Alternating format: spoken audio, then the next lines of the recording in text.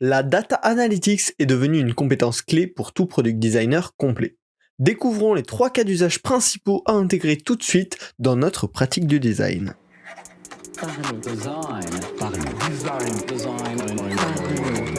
Parlons Design saison 6 est sponsorisé par la KakaoTOS Academy.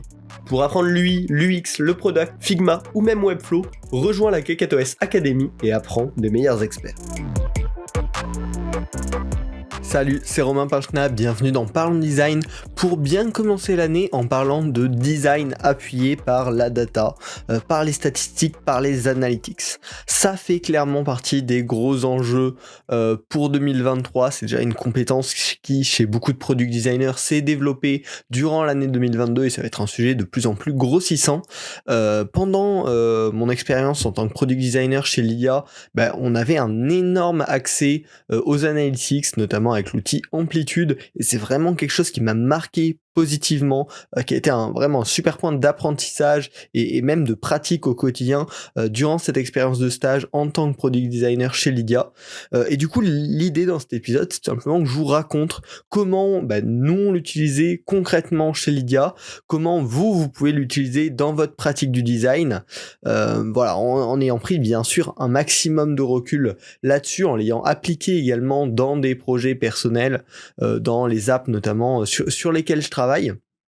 Et vraiment, il y a 3 moments principaux dans nos process de design sur lesquels la data peuvent complètement et fortement nous aider. Et donc l'idée, c'est qu'on les analyse ensemble maintenant dans cet épisode, que je vous dise quand est-ce qu'on peut l'utiliser, comment on peut l'utiliser, et que bien sûr derrière, vous le réadaptiez à vos propres problématiques, à vos propres usages, mais en tout cas que ça vous donne des pistes de réflexion sur comment vous aussi, vous pourriez utiliser la data analytics dans votre pratique du product design. Alors, on va commencer le premier usage clé, on va faire tout simplement dans un par process de design classique, ça va être au tout début du process, quand on va vouloir dénicher des problèmes. Quand on a eu forcément mis en prod des trucs dans le passé qui ont été designés, normalement, si on a fait les choses les plus proprement possible, ce qui n'est pas toujours le cas, mais on a des trackers dessus qui vont nous permettre de comprendre quel est l'usage réel de ces flows par nos utilisateurs. Donc notamment, ça va pouvoir nous permettre, si on a traqué chaque étape d'un parcours, d'un formulaire par exemple, de comprendre à quelle étape les gens abandonnent et à partir de quelle étape les gens complètent 100% du formulaire, ou par rapport à quel paramètre les gens vont avoir un beau taux de conversion, ou à un autre paramètre où les gens vont avoir un mauvais taux de conversion. Ça peut être un paramètre tout bêtement de langue, de localisation, de devise. Voilà, il y a plein de choses qui peuvent influer les raisons, le parcours utilisateur, et donc analyser tous ces paramètres-là, voir si les taux de conversion sont les mêmes pour tous ces différents paramètres, voir s'il y a vraiment une étape au milieu du parcours où la plupart des utilisateurs abandonnent. Ça nous donne derrière des pistes de réflexion de pourquoi ces gens-là abandonnent à cet endroit. En tout cas, ça permet de repérer un problème. Ça peut aussi permettre de comprendre d'où viennent les gens qui arrivent sur une fonctionnalité en particulier. Souvent, il y a plusieurs points d'entrée dans une application. En traquant ces différents points d'entrée, on va pouvoir comprendre ceux qui sont vraiment efficaces, ceux qui amènent du trafic, et même analyser ceux qui amènent du trafic qui derrière va bien convertir, ou au contraire ceux qui apportent beaucoup de trafic mais qui vont pas convertir. Ça permet de qualifier les différents points d'entrée et comprendre ce qui marche ou ce qui ne marche pas pour une certaine fonctionnalité.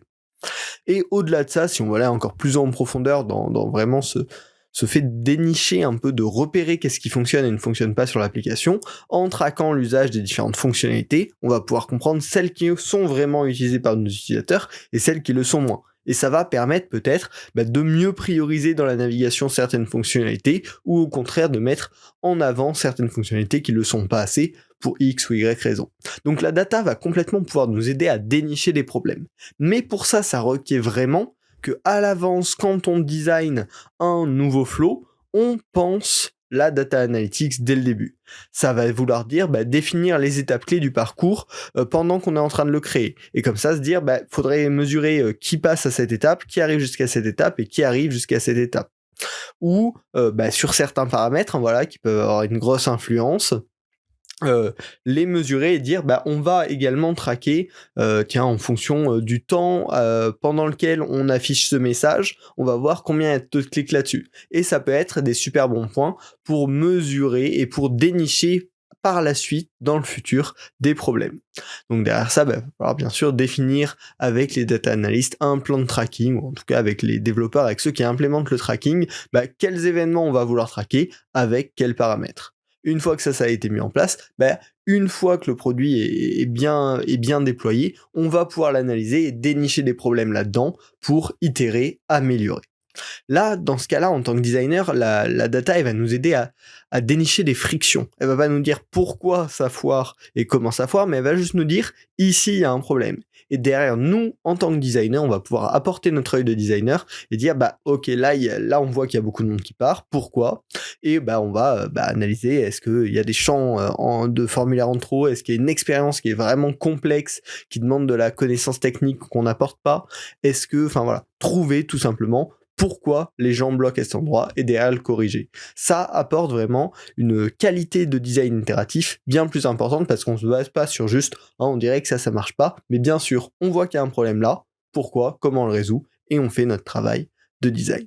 Donc hyper puissant la data, numéro 1 pour dénicher des problèmes. Numéro 2, c'est hyper utile pour appuyer des décisions de design. Pendant la phase de design, souvent, il y a des débats, et c'est tout à fait normal, qui vont se créer avec les différentes parties prenantes. Parce qu'on n'a pas les mêmes usages, parce qu'on n'a pas le même background, la même expérience, parce qu'on n'a pas, logiquement, les mêmes avis, et c'est tout le but de travailler en équipe, de faire émerger les différents problèmes qui pourraient apparaître dans une hypothèse donnée. Et bien là, avec la data, des fois, on va pouvoir venir appuyer certains questionnements, certaines hypothèses posées par les différentes parties prenantes. En regardant la fréquence d'usage d'une certaine fonctionnalité, le succès de certains patterns de navigation, la proportion des utilisateurs qui vont être utilisés, on va pouvoir dire, en effet, il y a beaucoup de gens qui se retrouvent dans cette situation, ou au contraire, non, il n'y a pas grand monde qui se retrouve dans cette situation. Oui, ce pattern-là, en fait, il fonctionne très bien dans ce cas, on peut le voir sur telle fonctionnalité et sur telle fonctionnalité, ils ont des boutons de conversion. Et donc, appuyer les différentes hypothèses et les différentes réflexions par de la donnée tangible et pas juste par des avis. C'est une source hyper puissante d'inside dès qu'une opposition d'avis apparaît en réunion.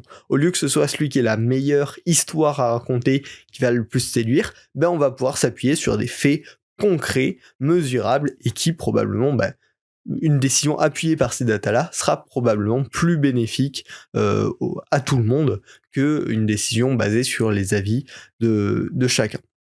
Le problème, c'est que pour ça, il faut avoir en amont déjà un produit bien traqué pour pouvoir trouver ces questions auxquelles on n'aurait pas forcément pensé à l'avance et pouvoir leur trouver une réponse.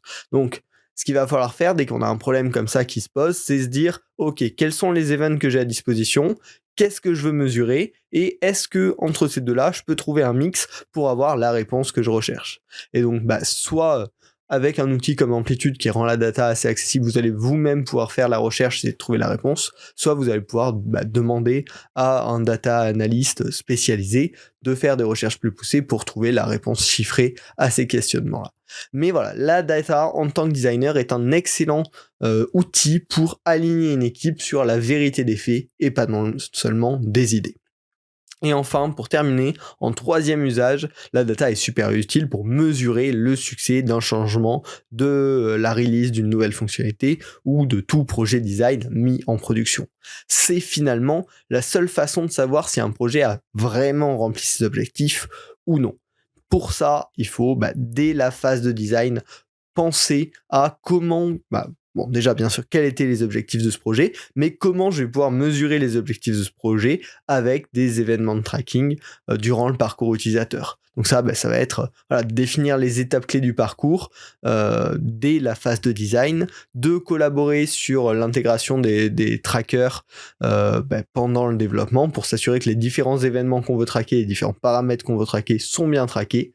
Et une fois que le produit est mis en production, attendre quelques jours, quelques semaines pour avoir suffisamment de data, et derrière en tirer un vrai dashboard de suivi pour dire voilà, telle statistique s'est améliorée de tant de points, tel flow fonctionne bien, il y a telle et telle étape qui bloque un peu sur lesquelles on va pouvoir itérer, etc. Mais vraiment tirer des conclusions de ces projets.